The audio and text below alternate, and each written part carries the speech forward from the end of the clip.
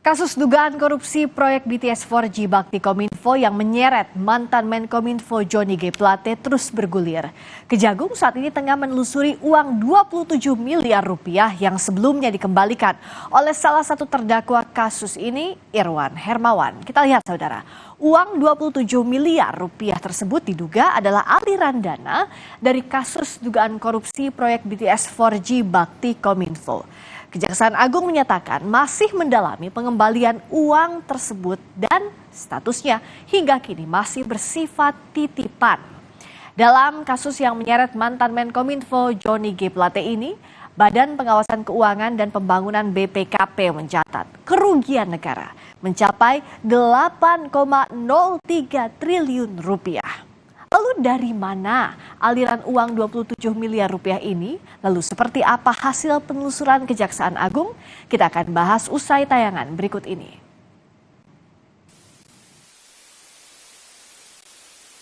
Kejaksaan Agung memanggil 6 orang dalam status uang 27 miliar rupiah yang dikembalikan oleh Magdir Ismail, penasihat hukum terdakwa kasus BTS 4G Kominfo pada Juli lalu. Selain memeriksa Magdir Ismail, pemeriksaan juga dilakukan terhadap terdakwa Irwan Hermawan dan Anang Ahmad Latif. Keterangan mereka dikonfrontasi untuk menentukan status uang 27 miliar rupiah yang dikembalikan kepada Kejaksaan Agung. Penyidik ingin mengetahui status uang ini, termasuk menggali pemberi uang berinisial S dan tujuan diberikannya 27 miliar rupiah kepada terdakwa Irwan Hermawan. Ini akan dipanggil 6 orang yang terkait, yang mengetahui tentang status uang itu, ya, baik partnernya Pak Magdir, termasuk Pak Iha, kliennya Pak Magdir, ya. Ada 6 orang lah. Ya, semua itu nanti kita konfrontasi untuk memperjelas status dari uang 27 miliar atau 1,8 USD.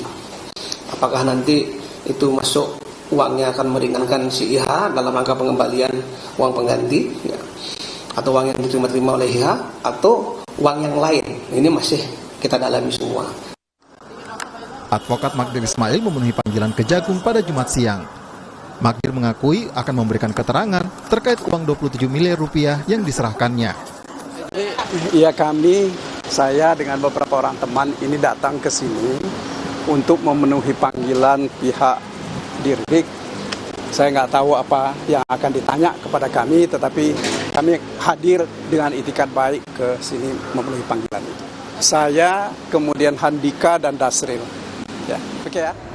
Sebelumnya, Kejaksaan Agung menerima uang 1,8 juta dolar Amerika Serikat atau setara 27 miliar rupiah dari tim penasihat hukum terdakwa Irwan Hermawan.